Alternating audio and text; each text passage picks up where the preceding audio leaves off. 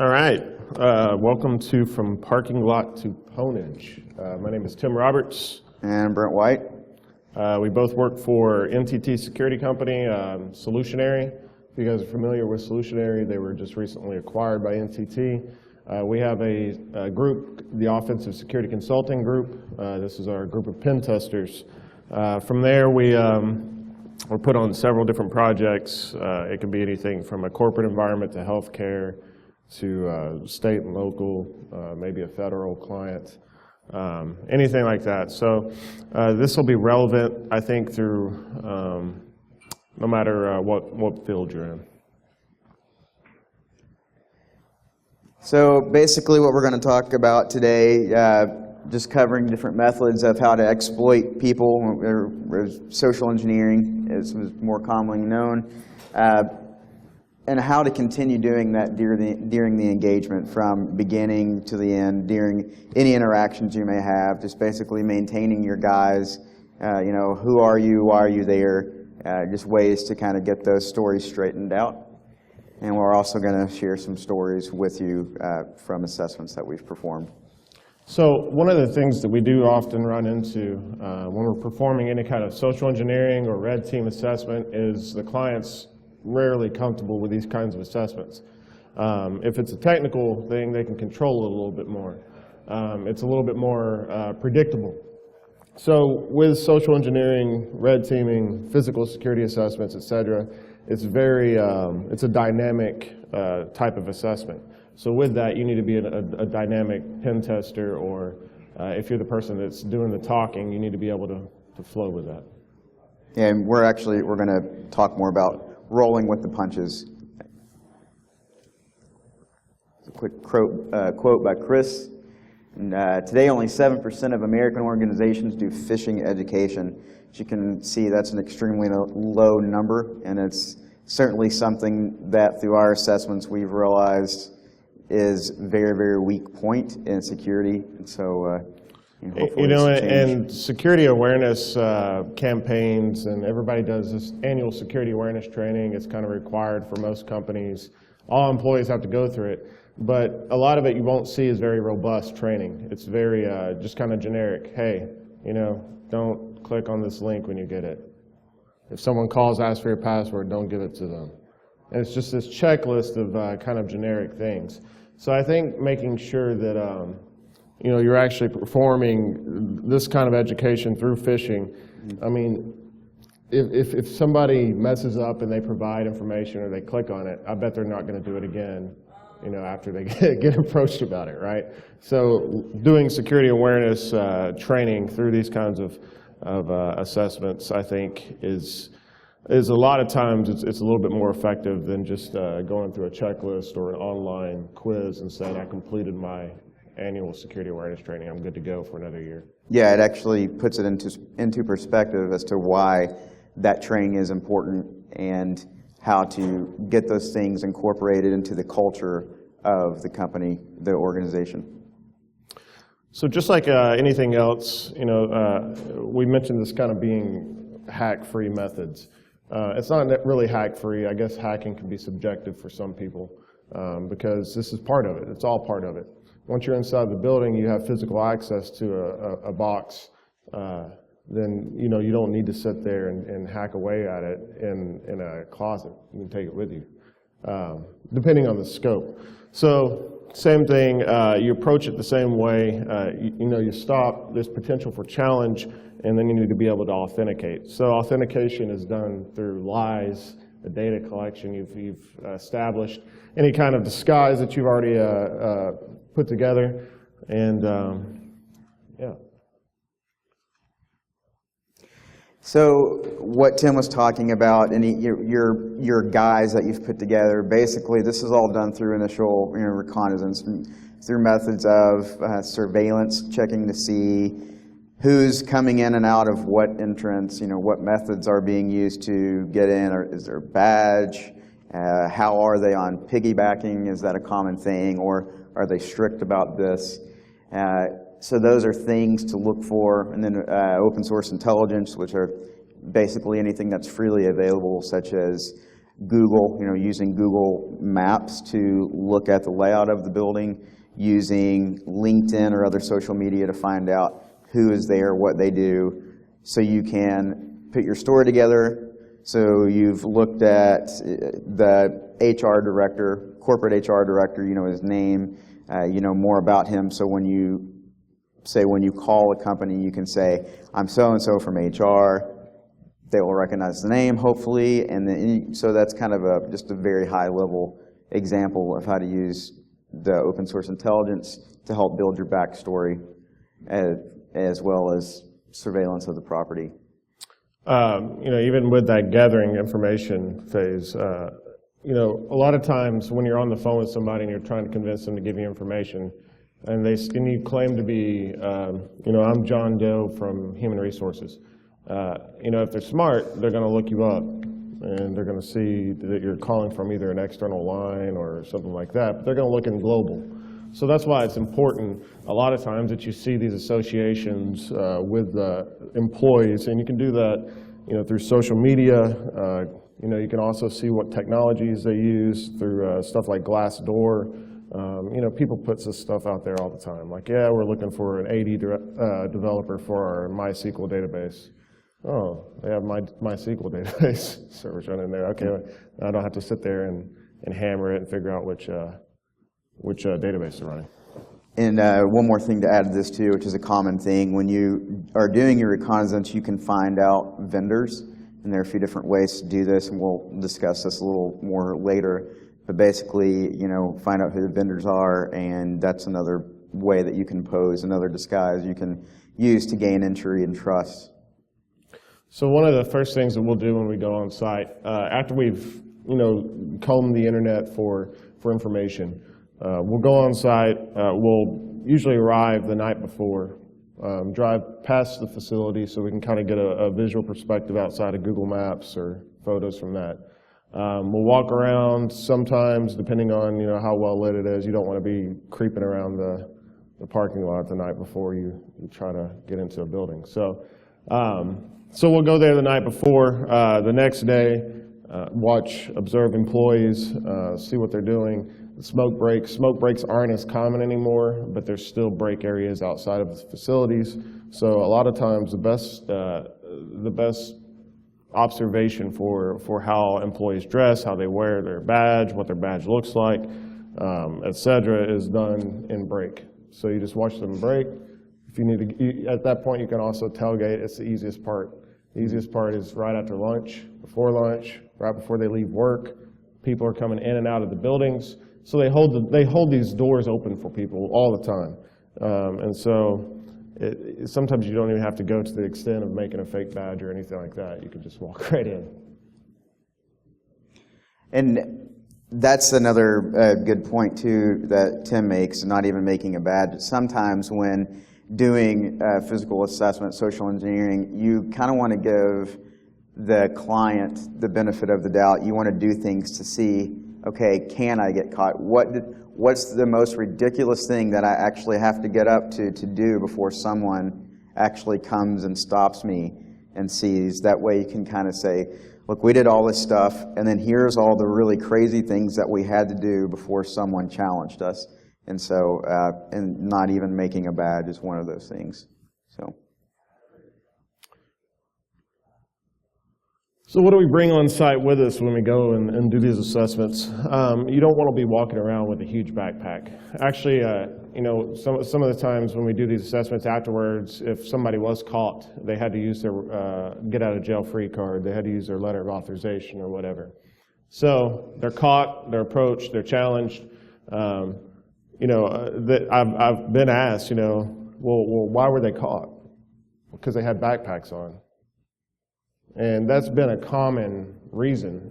So if you're walking in with a big backpack and you've got your high decimal antennas hanging out of it and everything like that, you're going to get stopped, right? It doesn't matter if you're the IT guy downstairs or not. There's really no reason for you to be carrying around a huge backpack to a job you come to and from every day. Yeah, especially if it's an environment where maybe the backpacks that they do have are very small, just to throw your laptop in. But if you're running around the premises with a tactical bag, and things hanging off of it, like Tim said.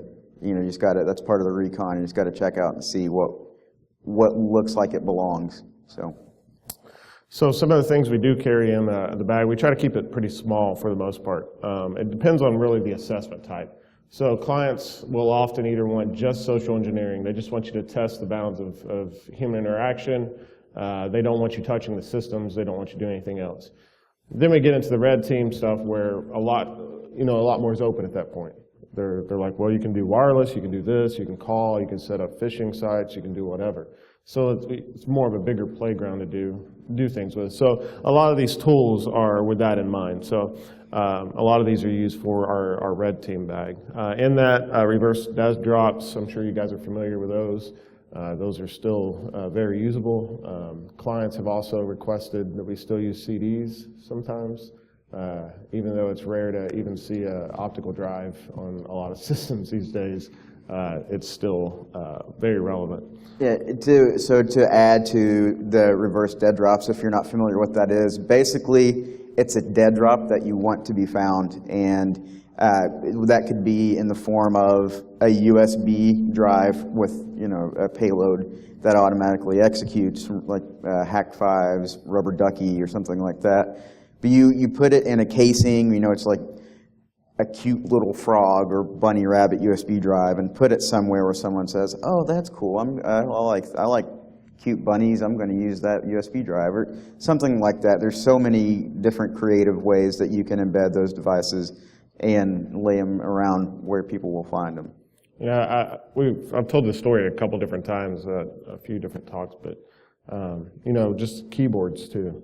A nice keyboard. You sit there and you put the Rubber Ducky inside the keyboard, and you send it to the manager and you say, "Hey, we're with Razer or whatever. We want you guys to test out our new, or here's a gift. Here's a new gaming keyboard." A lot of times people plug it in because it's a nice looking keyboard. Why not, right? And it's free. So doing stuff like that's a little bit easier. Some people are a little sketch about finding thumb drives on the ground, just plugging them in. But if it's your Yoda USB lighting device you get from ThinkGeek, just put it in that. People are more apt to plug something like that in.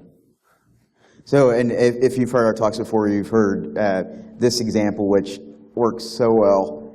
The Christmas trees, like the little tiny USB-powered Christmas trees. You know what I'm talking about? Everybody's seen those? You just plug it in. It's got little lights on it.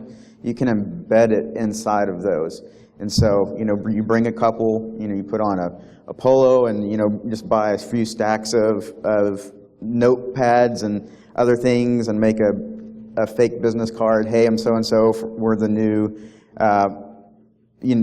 office supply store here in town. We'd love to have your business. Here's some paper. Here's some things. Merry Christmas. Think of us next time." So they hand those out. People, "Oh, I would like to have a cute little Christmas tree on my desk because it's Christmas time." So there you go. So man-in-the-middle tools. The Wi-Fi Pineapple, we mentioned Hack5 earlier. Darren's a great guy, if you guys have met him. So Pineapple is an easy and it's affordable device. You can use it as a reverse dead drop. You can use it to do several different things. Man-in-the-middle is the best approach. SSL strip, things like that. They've got infusions built into it, so you don't really have to do a whole lot. You just kind of set it up. You can put a battery pack on it. You can drop it on site, in or out. You can also you can plug it up. Once you get inside, you can plug it up to the wall, whatever you want to. Yeah. The high decimal antennas. This is important because not all the time will you be able to be physically in the building to try to compromise it. So let's say you do get into the building, or your partner does. He plugs in a rogue access point in the conference room, but the conference room's on the 3rd floor. Well, is my little alpha antenna going to reach the 3rd floor when I'm in my car across the street? Probably not. So it's very important before you do these assessments that you also look at the hotels around the area. If there's a hotel close to the facility that you're doing the assessment, stay there. When you rent a car, and most of the time the red team assessment's done with 2 or more people. But when you rent a car, make sure you have more than one car. Don't just sit there and just drive around in the same rental car that you've been creeping on for a week. because people are going to notice that stuff. Yeah, make sure it's a rental car that doesn't stick out. You don't want to, rent some crazy Maserati and drive it around the building over and over. People are going to notice that. Get something that blends in, something that's very common that nobody's really going to pay much attention to. One of the things we did, we just got a minivan, and we got access to the building. We plugged in rogue access point. We put it near the window. We pointed at the time we used the old Cantana. We pointed the Cantana at the building. We were able to connect from there, and it was very easy to do. But again, you don't want antennas hanging off your car and your laptop lit up in the middle of the night outside of a building. So. Bump keys, quick sticks, lock picks. So I'm sure you guys have seen there's tons of lock pick stuff around hacker conventions, especially these days. Why? Is because it's part of it. We said that this is a hack-free stuff, but that's part of hacking too. So again, you get physical access to it, then you don't need to sit there and try to get a remote session. So bump keys, quick sticks are pretty quick and dirty. If you're familiar with the quick sticks, they're for padlocks. It's very easy. It's kind of like a shim, and then you've got your lock picks as well. Depending on your skill level, I would not encourage you to bring this huge roll of lock picks, and you get in there and you don't know what you're doing, and you're sitting there, you're trying to wiggle your way through something, and you're spending forever trying to get through this one door with your lock picks. I would not encourage that. That's why a lot of times bump keys are great for that. But again, it depends on the client. Some clients don't like that, because if you've ever noticed what bump keys can do to the little tumblers, it can kind of leave some scars in there. So any risk breaking the key off in the lock. Let's make sure it's in scope first before you start picking. Pivot box, Wi-Fi pineapple, Pwn plug. If you guys have ever seen the Pony Express, they've got some neat little gadgets for pivot boxes. So again, you just go in there, you plug it up, and then it's already got a listener on it, and then you just connect to it from outside the building. Arctic laser. This is a pretty cool device. It's actually it's a blue, it's a 1200 milliwatt blue laser, and it's strong enough to actually pop nylon balloons, or rubber balloons, mylar balloons from a good distance. And so why would you use this? Well, again, it's rare that this is allowed, but if it is in scope for you to actually go in and try to not be detected, these will actually pop the chips on closed circuit cameras. So that's a good and quick way to disable a camera with that high milliwatt laser. Under the door kit, this is a way for quick entry. A lot of the doors that have the bars that you turn that way, this is a quick tool that you put under the door and it flips around and you pull it and then you gain entry from the other side. Yeah, and some of these kits too, the under the door kits you can buy already prepackaged online. A couple vendors, they offer that stuff, so you don't have to put it together yourself. But with these under the door kits, it's important to note that a lot of times they're looking for heat these days. It's not just the motion if they've upgraded it. So the handkerchief with the coat hanger doesn't work as often. So you have to replace that handkerchief with either a hand warmer. I've also seen people using vapes. So if you got a vape, get a good cloud going, blow it through the crack, and you can bypass it that way. Yeah, I think Dave Kennedy from Trusted Sec actually has a little demo video of him doing that online, which is pretty funny if you get a chance to check it out. Kneadable erasers, panic bars, panic door, like the long bars. If you get the kneadable eraser, when you open it, you can quickly kind of shove that in where the locking mechanism is, and it prevents it from setting, but it also lets the door close so that you're not setting off any alarms from a door being propped open. So we found that that's a pretty good way to leave yourself an entry point that isn't really it's not as obvious as a big piece of duct tape stuck over the hole. Somebody's going to notice that. So.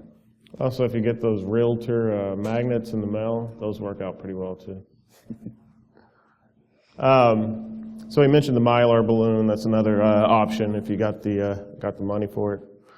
So real quick, for the Mylar balloon, if you're not familiar with a way to use that, so one method is you would have the rubber balloon with helium in it, or is it nylon? Is it not? Are they nylon? Not the Mylar shiny ones, but the ones it's nylon. Nylon, is that right?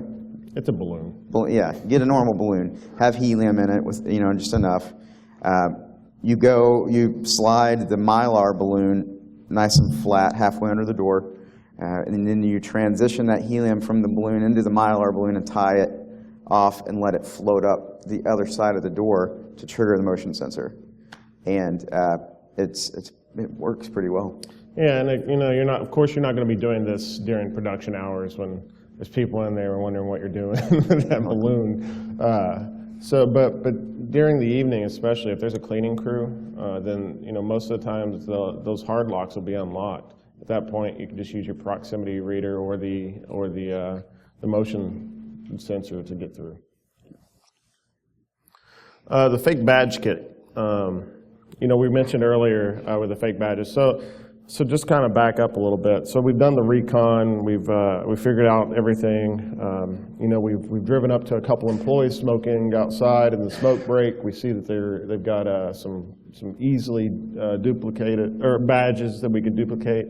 We get back. We go to an office supply store. We print off some fake badges, take a picture, place it on there, do some Photoshop work, and now we've got a badge. So it's not as much, you don't have to do cloning. That's something that's awesome to know, but you don't have to be super technically savvy to be able to make a badge and get into a building. The badge doesn't have to work. It's those people that trust you and they look at it and they think, oh, I must work here. It's the routine, it's the daily routine, it's uninterrupted. Because events don't really happen that often, right? And when they do hear about it, then they really hear about it. But people get in the routine and they do their thing, and if that routine is interrupted, they might say something. Right. But if they're going in, they're on their lunch break or whatever, and you're on your phone, they just assume you're on your lunch break and you're getting back to, or you're a visitor, you're a contractor. They don't pay attention to that. So. Let's say you don't have Photoshop skills, or you can't clone badges, you don't have Fiddler, you don't have a Proxmark, you're just like, man, I'm broke. Use your gym badge, flip it around, and then go. Because how often do our badges, how often are they always facing, yeah, it says it in the policy, but do we sit there every day and adjust our badges so that everybody can see our photo clearly and concisely? No. Yeah, as long as if they kind of glance and see something hanging off your neck, they're going to be fine. We even have cases too where, and I think Tim's going to share a pretty funny story related to this, where they ask you about the badge and you say, well, it should have access, and it doesn't work. Like red, it beeps, hey, this is not no legitimate access here, and they still let you in because, oh, well, go get your badge fixed because it should work. So, yeah, going through the administrator area, so you go in where vendors sign, they sign the visitor log, etc. Following a visitor in, pretending you're on the phone, going, badging, looking while she's talking to somebody or he's talking to somebody. A lot of times they'll also buzz you in. A fun thing too, I don't know if you noticed, but a lot of these receptionist areas, they have a button under their desk to buzz you in. So you don't even need to badge in. If nobody's at their desk, you can also use that. But yeah, there's been several times where I'll just walk into the front and I'll just wave like I'm supposed to be there, and I'll go straight to the door, try to badge in, I can't, and then they'll end up letting me in. Oh, sorry, yeah, go get that looked at. Okay, I will. And you can, in an instance like that, if, this is supposed to let me in, well, who are you? Why are you here? You can get to a point where you can be, seem very hurried, very irritated, agitated, and basically quickly make that situation very uncomfortable for whoever is challenging you, because most of the time people don't really want to deal with a situation like that. They just basically want to say, all right, angry guy, sorry I bothered you, let me buzz you in anyway. I don't want to deal with you, I've got my own stuff to take care of. And that actually, it's a very common tactic for social engineering, is to force that awkward situation upon whoever's challenging you. Well, something to note is when you do make that awkward situation tangible, they're going, a lot of times people will report on that. Sometimes they won't, but you've got a small window in between that challenge and when you need to get out of there. Because at some point, that person's going to be like, man, that was weird. And they're going to maybe ask questions, or they should. It doesn't happen all the time. People just write it off, whatever. If you dress like an executive and you walk in, some people assume that you're supposed to be there. Maybe there's a meeting. Maybe they're being interviewed in HR. Maybe they're whatever. But if you're sitting there and you're lingering around a lot, you kind of put yourself in a position where if you encounter that person again, they may question. Oh yeah, that's that guy. Who's that guy? Yeah, again? that's that jerk earlier that shouldn't be here. Yep. All right, so the fake letter of authorization. This is kind of our ACE card. I always keep this in the bag because it's important. I like to say that I've never blown my cover. I've never had to use my letter of authorization, but I have had to use my fake letter of authorization. So what is this letter? What does it look like? Well, you don't want it to look exactly like the letter of authorization, because then that's awful, right? You want it to be vague. You want to, I've had his number on there several times when I've done it. I'll put him as the point of contact on the bottom for, oh yeah, Brent White, the director of IT security for the corporation. People don't read it. And what's funny is that I have, the most recent time that I was caught, I was actually trying to pick a lock, and this guy had seen me come in from the bottom, and he saw me leave, and then he saw me go up. I went up to the catwalk, and I ended up getting in the building through the fire escape. Because the fire escape, a lot of times during production hours, they'll turn off the alarm because people are coming in and out of the stairwells. So the alarm won't go off. So it's easy to pick some of these fire escape doors because they don't really upgrade them. So got inside the building, had been doing a bunch of stuff, and I was over there messing with something, and the guy, this security guard comes up to me, and he's like, can I help you? I was like, hey. And so turn around, I've got this, and he looks down at my badge, and he's like, you got your badge with you? I was like, yeah, man. He's like, really?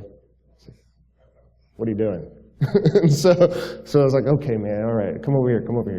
So I pull him off to the side. I pull out my fake letter of authorization. I was like, I'm here doing this assessment. I'm testing out the locks and stuff like that on the doors. I need access to this and this. But anyway, yeah, here's my letter. I'm supposed to be here. Just kind of keep it on the down low because nobody's supposed to know I'm here. And he's like, oh, well, who are you with? What? And so the letter, you don't want to use your real company name. You want it to kind of sound stupid. So I think I had like Security Audit Inc. or something. I don't know, something really generic.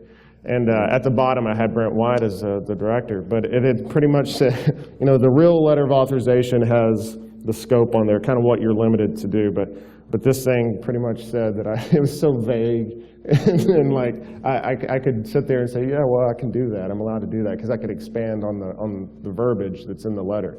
So it's important to remember that when you do it. But anyway, I showed it. He looked at it, and he's like, oh, right on. Okay, cool. He goes, yeah, I'm in security too. And I'm like, well, yeah, obviously, Mr. Security Guard. Yeah. Thank you. And so he gives me my letter back, and and I tell him, hey, can you make sure the other guards know? That way they don't bug me. Yeah. So the guy told the rest of the security crew that, hey, there's a guy going around. If you see him doing it, he looks like this. And so I wasn't bugged the remaining of the time. Now, was I caught? No. If I'm a bad guy, I'm not going to sit there. Why wouldn't I do that? Why wouldn't I pretend to be a legitimate hacker or an ethical hacker or a pen tester or an auditor or an assessor? Why wouldn't I do that? And it's something that you don't see a lot. So the letter of authorization, the fake one, I think is the ace card for me because you can use that and it opens up so much. And so using that as kind of a last resource is most important because, it is kind of, your last choice. You should try to withdraw from it. You should convince them. And I had been there all day when this guy had approached me and challenged me. So at that point, I wasn't going to sit there and try to play verbal judo. I was just like, I don't want to be bugged by the security guys. Here's my letter. Leave me alone. And it worked. And so nobody called. I think at one point, another assessment, I used that letter, and they called Brent, I think. Yeah, They absolutely. actually checked, which is what they should do, right? So these guards, the employees, they should be checking this. What's the proper response? And I'm asked that by clients a lot of times when I've used this. Well, that seems manipulative. Well, yeah, that's what we're doing. That's what the bad guy's doing. They want in here. Well, you kind of give them a false sense of security. No, I don't. I do, but that's what, they should not feel secure in my lies. They should be checking this. There should be incident response. There should be incident handling procedures. There should be a method that they are familiar with to escalate it, to validate I am who I say I am. And that, unfortunately, doesn't happen a lot. Yeah, and so what happened in those situations is when he was approached, he instantly kind of built that trust, that connection of, like, hey man, this is what's going on. I'm going to let you in on the secret and let you know that you're in on the secret. And a lot of people are like, oh, that's really cool. Yeah, I'll help out. They think it's fascinating, but that's something you can do right away. Is just instead of going from, oh great, I just got caught, just turn it around and sort of manipulate that situation as well to. Hey, buddy, thanks for letting me on I'm in the hall, on your and cool now you scheme. have a friend. Hey, what's going on, dude? So, like you said, it's great to establish that relationship, and I think the promise of reward is there. A lot. Many people use the intimidation method of social engineering, and that's, I'm an executive or I'm an auditor and I'm supposed to be here, give me your, whatever. And that works a lot of times, but nowadays people are easily offended. People don't like to have that friction. And so there's a greater chance that they're going to either butt heads with you immediately or they're going to take it to their supervisor. Yeah. So when you do establish that friendship or that rapport, then it's not your validity that's questioned. It's the person that's kind of acts as the proxy, the person in the middle, the security guard. Well, this guy works here. He's in a uniform. He's vouching for me. Yeah. I know we're running out of time here.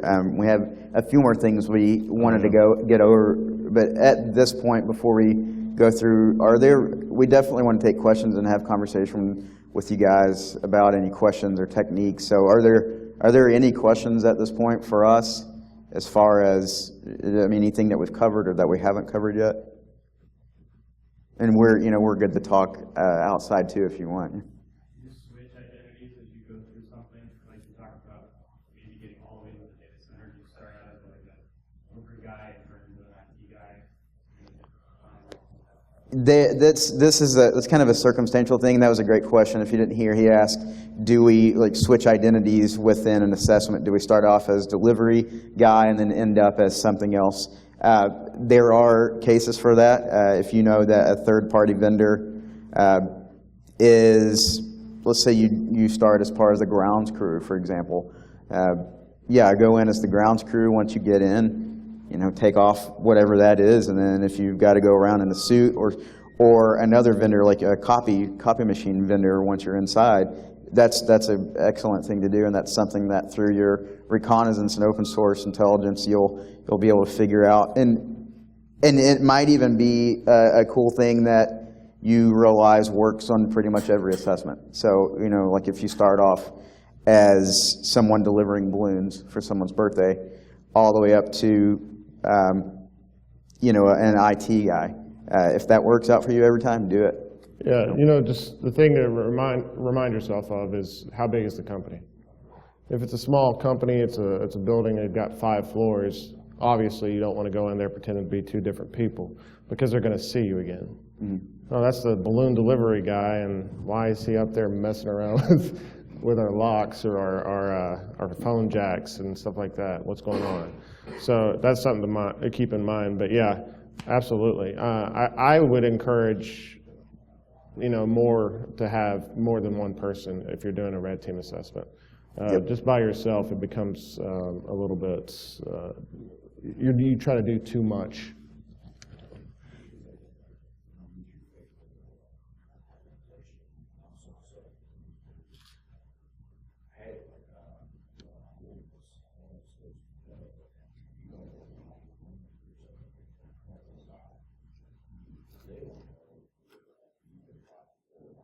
Right.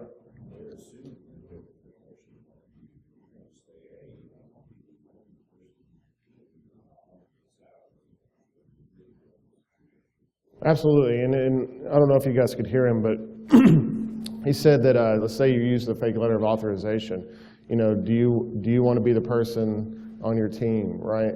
So you can reuse it. You can reuse it over and over. Maybe keep them in the know. Give them that comfort of like, hey, keep it on the down low, keep it on the hush hush. Don't say anything, and you can feed on through that. All right, so learning the industry buzzwords, this helps with the shop talk. We've mentioned this before in our other talks. If you go in there and you start talking about, oh yeah, I'm a DBA. Oh, what team?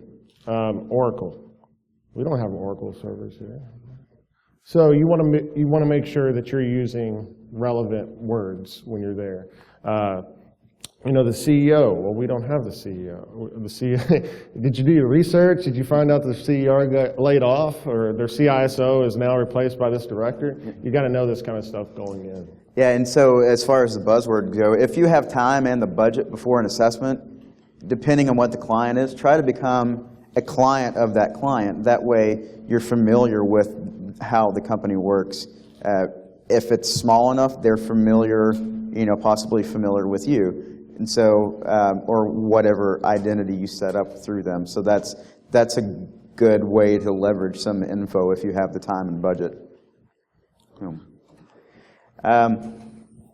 Again, who are you? This goes back to, are you going to be a vendor? Are you going to be an employee? Fake badges, can you piggyback, different methods. And a good way to do that is, I think Tim mentioned this already, but if you go up to a door and someone's not wanting to help you, or you see that that's not really something that they do, then go up to the door with your hands full, maybe some boxes, and be on the phone arguing with someone in the other hand, where you don't have a free hand and someone says, hey, I'm a nice person, I'm going to help this guy out. Because as I've mentioned before, and as everybody knows, people are nice by nature. Not to be confused with the group naughty by nature. Yeah. Anyway, they naturally want to help people, and so sadly, you can exploit that. And it's just a good way to get in. Yeah, so. People are just nice. They're willing to help you out. I did that once. I had my hands full. I went by Starbucks or something, and I got one of those 4-carrier cups, and I've got coffees. So I walk up to the door, and the lady holds the door open for me, but she waits for me to badge. And so I'm like, oh yeah. So I still pretend to badge. Oh, I got it. A lot of times, unless you've been working there a really long time and you're really aware, you're not going to know the difference between what red makes and what green makes, the sound on the door. So it doesn't matter if it works or not. Sometimes don't give up as soon as they're like, oh, you got a badge in. Crap, I'm caught. Have you ever tried to overwhelm or done this? Always fly solo? No. It's like where you pretend to be following with your hat, like somebody else slips in, stole it. Yeah, we've done a couple things. Actually, couples, that works out a lot. A woman and a man couple, or even a man and a man, or a woman and a woman. You make it a little more awkward for somebody, and they're not going to mess with it. right? Because if they're not used to that, and you're arguing and you're sitting there, if me and Brent were arguing about something like that, okay, I'm not going to get Sorry, into guys. that. I'm going to close the door back to this mailroom and let you just argue it out and not ask. Yeah, because who so you what are. actually happened was we had two people on our team. It was a man and a woman, and they were pretending to be, I think, Married couple. Yeah, she was pregnant at the time, so they were pretending to be a married couple, and they were just like going at it. And she was really good at acting. It's really important too that you guys, if you're not comfortable with improv and going on the fly and just rolling with conversations, you maybe don't want to try to engage with somebody. You want to maybe suck the social interactions in for a little bit as long as you can without having to. So what happened was they were arguing, and they were doing an assessment, I think, for like some airport or something. This one was a hospital. Oh, yeah, it was the hospital. And they She was got pregnant. into the room with records, like patient folders. And so they were in there, and someone opened the door, and they just started going at it. The person said, hey, forget this. Sorry, they turned Adios. around and left. You guys keep doing your thing. I'm not going to mess with you. So they grabbed a stack of records, and they ended up leaving the building. But, just things like that. I think it's important. Be creative with your disguises. It doesn't always have to be, okay, the help desk guy always calls and asks for the password, whatever. We did a tag team once. It was actually a remote social engineering where we called, and I was a NIST auditor, and he was the... I was the head of HR. Yeah. So we've done this one a few times. It works really well. So for social engineering cold calls, if you can double up, get someone on the phone, it makes it so much more successful. So what we vouch did for each other, right? Yeah. You're giving each other this validity. They're saying, I signed that non-disclosure agreement, right? and so I would say, I have so-and-so on the phone with me. We're doing a quick audit. Did you get that email about this? We're last minute. I know it's Friday and you're trying to go home, but we've got to get this done. Did you get the email? I'm like, well, let me look. And while they're looking, obviously they aren't going to find the email. We're cracking jokes at each other, like, Yeah. hey, did you talk to Susan the other day? Oh, yeah. Yeah. Did you bring her coffee again? Yeah. And then you say, oh, well, it's all right. Hey, don't worry about that email. We can just take care of this really quick. And then you go into it, and then So Tim on the phone, just want to let you know he has signed a non-disclosure agreement, and they do some basic questions. Don't worry, you're not going to answer anything wrong. This doesn't count against you, and we really appreciate your help on this. And so you just let them know, hey, okay, no, I can say something here. I'm not going to get in trouble. They're obviously pressed for time, and I just want to get out here because it's Friday.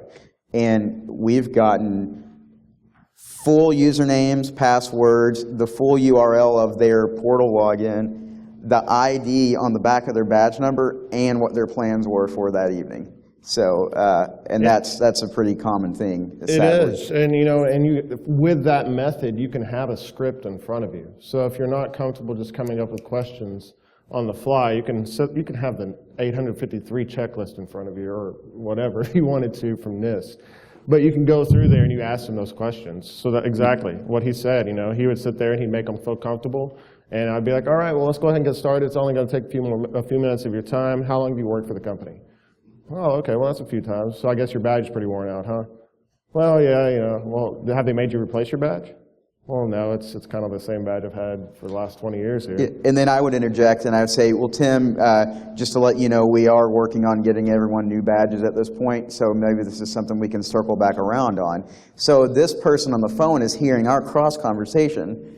And another good question that we do that same play on is, so when you were hired, how was your password delivered to you? Was it written on a piece of paper? Was it handed to you? Or was it emailed? And then I'll interject and say, well, Tim, hopefully no one is still printing those because we have a new method set up already where it shouldn't be.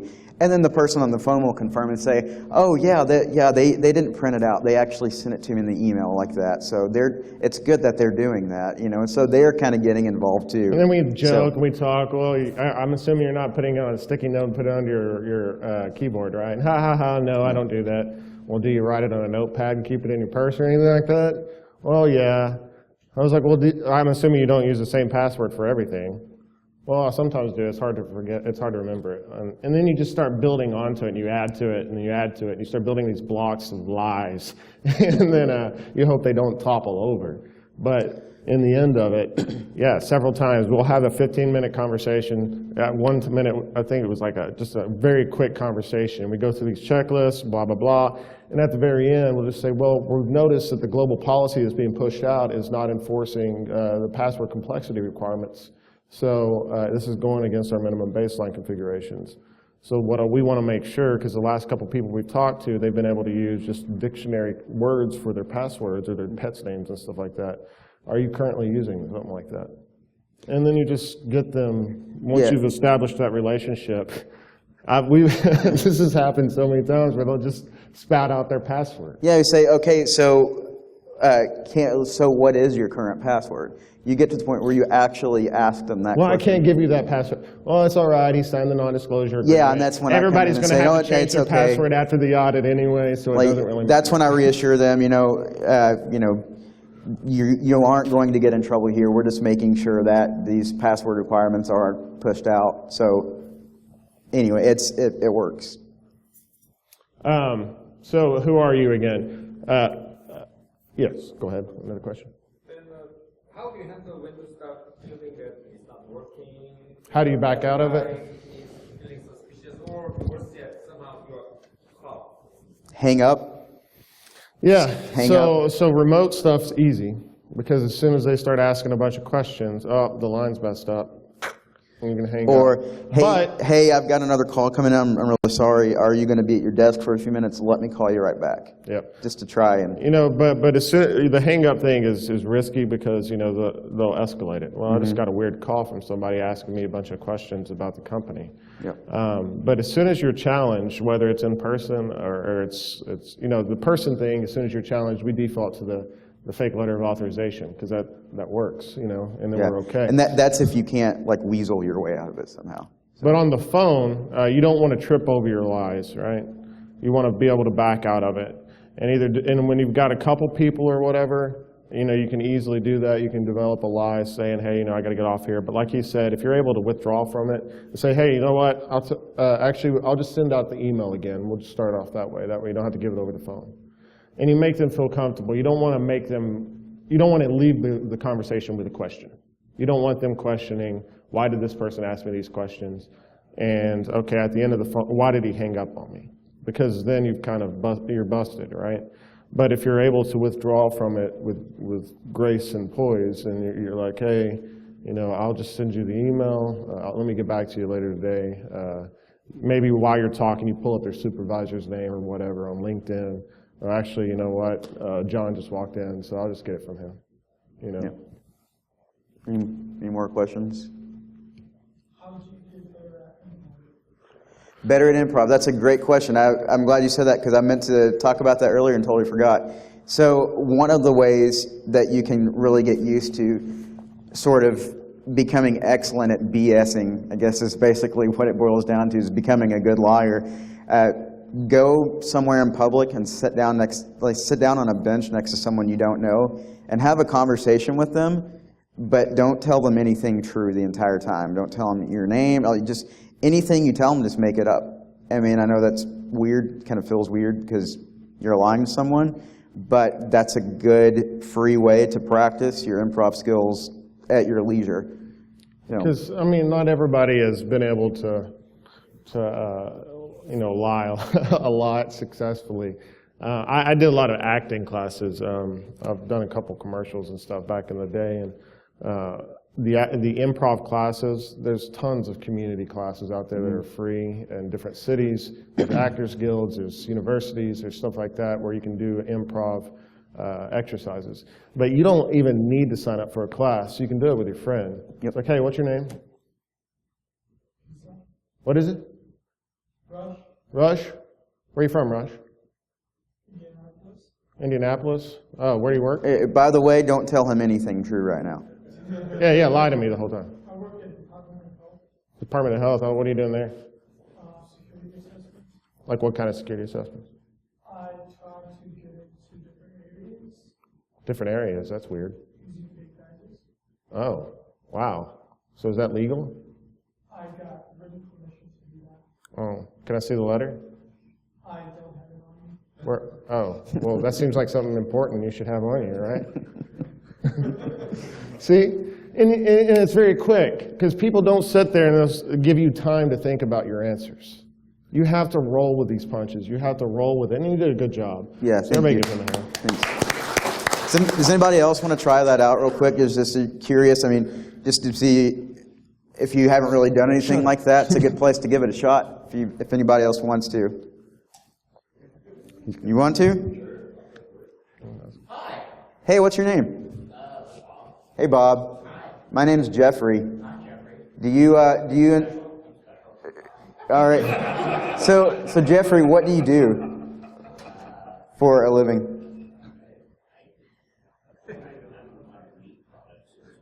Meat products inspector, that's awesome.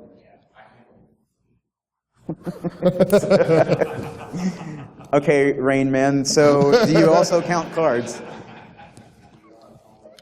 All right. Okay. So you can see, we did this one time, we started this story, it just actually turned into this big, elaborate, hilarious story about how I was in fast food because I was a former banker and loved putting cash in the register, which is why I love flipping burgers. And it was just this gigantic, elaborate story. It was pretty funny. So it can be fun. One thing to keep in mind, though, is you know, whatever comes natural is what you're going to retain. So, you know, whatever's naturally rolls off of your tongue, but you got to make sure you hold on to those key points, because you don't want to go back and then, you know, break your lie because you messed up your lie, right? I thought you said you did IT security for whatever. I thought your name was Rhonda. Yeah. Now you're telling me it's Terry? Yeah. So keep that in mind. I know we're running short of time, so we want to get through these. But so you've gained access. Here's we discussed methods. We talked about a lot of this stuff already. You know, confidence is very important. Be confident. If you're not confident, then you know you start sweating, and people are going to notice your body language. Yeah, your posture. Your posture is very important. If you're walking around the building like this, kind of like looking around, sketchy. people be like, "What's up with that guy?" Like you just stuck a T-shirt in your pocket trying to walk out the store or something. Right. Don't do that. You kind of have to have the mentality. Once you have the confidence of your backstory and kind of what your game plan is, you kind of get in your head, okay, I'm good to go. I'm supposed to be here, and that really helps the nerves, like calm the nerves, and it helps your posture, and it doesn't make you stick out because you look super nervous. And people catch up. They notice that really, really easy. They're pretty intuitive to that. So you know, I like to. One of the first things I ever do when I get into a building is go straight to the bathroom. Why not to use the bathroom? I just go in there and I got to sit down and I got to compose myself. Because sometimes your heart rate gets up there and you start sweating, and you don't want to be walking around, especially when you're disoriented or you don't know where everything is. Let's say you get into the building. You see that there's some generators on the side of the building. So they probably got a data center or something in there, right? You get into the building, but you've never been in that building before. The layout's completely weird. Well, what's the first thing in most of these buildings is a bathroom for guests, right? So you can quickly duck into that, text your partner, hey, I'm in, I'll hold the door open for you, or whatever. And at that point, you can compose yourself. So it's important that you also find a little space just to do that, just to recompose yourself, get back into character, whatever you got to do, and then go back out there, because you know, that adrenaline, as soon as it starts spiking and getting up there, it's hard to control sometimes. Yeah, and something to look for when you're in the building, because of building codes, you see the fire escape route maps that are usually on the doors or in built like common areas. Look for that. Snap a picture of that if it's accessible. Take it out of there. I mean, obviously put it back later because of fire codes, but take that to the bathroom. Sit down and look, plan out how you're going to escape from the building or whatever. So. Yep.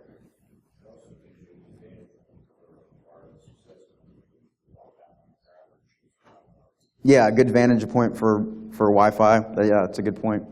So I think, are we done? Do we have a couple more minutes? Are we done, or?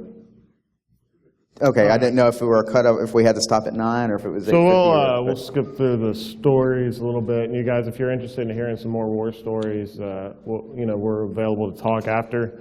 They'll say, okay, so you've got into the building. Let's say you made a fake badge from Photoshop, or you flipped one over. You tailgate in. You're inside. You get to the bathroom. You find out where the server room is, or you follow somebody upstairs or whatever. Once you're inside, so real quick story, security guards, maintenance, those guys have a lot of keys, okay? They have the access. And they have the access. One of the things that happened, I know this is a real quick story, but I was walking around, I was pretending I was taking inventory of the servers, of different systems and stuff. So I walk by where the security guard is. He's got his monitors up. He's got the security system there. He's sitting there talking to a maintenance guy. Behind him is a lockbox with keys, and it's open. There's a bunch of keys and stuff in it. So I'm like, man, I want to go over there. So it's the last day of the assessment. I go over there with a notepad, and I just start looking at the systems like, hey, sorry, guys, I just got to get the serial numbers off of here. We're doing inventory. He's like, oh, okay, yeah, no problem. He just looks, glances at my badge, doesn't really inspect it, and they continue talking. So I sit there and I engage in conversation. As I'm doing it, he starts complaining about the system that I'm taking the serial number for. Well, yeah, that security system's jacked up. Well, what do you mean? Well, it doesn't retain video like it's supposed to. Oh, really? Is there anything else wrong with it? Well, yeah. And then he logs into the security system, password 1111, logs into it. He's like, well, these PTZs aren't working. And I was like, so how many cameras do you guys have out? Oh, we've only got 2 out. He starts telling me about their issues. Well, yeah, it's not HD. I can't even see license plate numbers. I can't do this. I was like, man, that really sucks. The entire time I'm looking at his cameras and where they can see. And so during this whole conversation, I've established a relationship because I'm sympathizing with him. I feel your pain, brother. This is why we're doing the inventory. So we can Man's really sticking it to me. I'm here writing down numbers. Yeah. I'm like, man, yeah, whatever. Well, hopefully executive will buy in. They'll get you a new system because that's kind of what we're trying to do. Oh, well, that's awesome. All right, well, it was nice. Actually, you're with maintenance, right? The maintenance guy was like, yeah. I was like, I needed to get up with you guys. I need to get into the server room. And I don't have access with the biometric scanner back there. I can't get in. Can you let me in there? He looks at the security guard. The security guard's like, yeah. Security guard gets up, armed security guard, escorts me, and this has happened to me several times. Yeah, he has great luck with being personally escorted by armed security guards into the server room. So it's a biometric, access control. The guy lets me in, unescorted, into the server room. I get to walk around, and there I'm in it, from parking lot to server room, just by being nice and lying. So once you're inside, what do you do? While you're in there, what do you want to do? You want to look for, if technical stuff's in scope, then you can plant access, reverse drops, whatever. You can look for the core switch. You can, you'll also notice that passwords are often written on these things because it's a server room and everybody thinks it's super secure. So you'll look, you'll see the passwords written on the freaking device. Always look under keyboards in cubicles. That's like the #1 place that we look when we get in. Lift up the keyboard. If it's not under there, maybe it's taped underneath the keyboard. Check there too. So once you're in, if technical stuff is not within scope, you can't touch the network. At that point, you need to make sure you're carrying around a good camera because you don't want to be quickly taking smartphone blurry, pictures. tiny So pictures. you just start taking pictures of the devices that you could have accessed, the breaker box here, the security guard, get a selfie with him, whatever. So from there, once you've gathered your information, let's say it is in scope, you can take some stuff. Do you want to be walking out with a big server that you've disconnected from a rack? No, because that's production and that's awful. Yeah. But what you do is you can take the pictures, right? You can take pictures, you can take... it's that proof of concept. It's a proof of concept, it's the theory. And that helps clients to feel less threatened. They feel less like, oh, this is an invasion, there's too much factors here, something can mess up. If you make them feel comfortable and say, hey, if you don't want us to, we won't touch the network at this point, we'll get a lot of theory.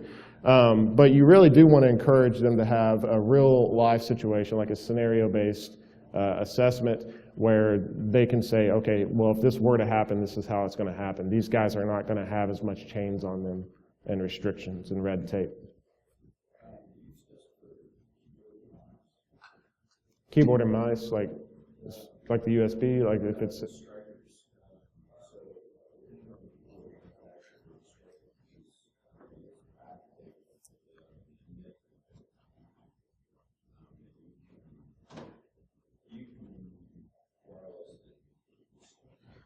You're talking about the one where like the RF frequency changes with keystrokes. We haven't tested with anything like that in our tool set. I know that obviously that is an attack method out there. You basically light that up with a radar, and you can also pull the data from that, almost like a keylogger. But as far as assessments we've been on, we haven't had access to a tool set like that. Yeah. Yeah, honestly, it's rare that I've actually been able to do any kind of key logging. Clients, a lot of times, they don't like that idea. Yeah, it makes them too uncomfortable. Yeah, I mean, I've got like a couple physical key loggers, but again, not all the time will they work. But yeah, that's an excellent method. Well, we appreciate your all's time, and again, if you guys have any questions, you just want to talk or whatever, feel free to hit us up after this. Yeah, or on Twitter too. Yeah, you can find us on Twitter. Here's Ancient Hacks, and then, of course, Brent White, Brent W Design. Solutionary.com if you want to know more about Solutionary and kind of what we do. We're also available to talk about that.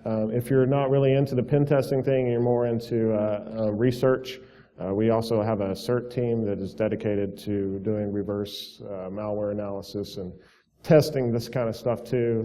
They'll do a lot more deep dive tests and then say, hey guys, look what we got working, and then they'll give it to the guys that can go in there and lie.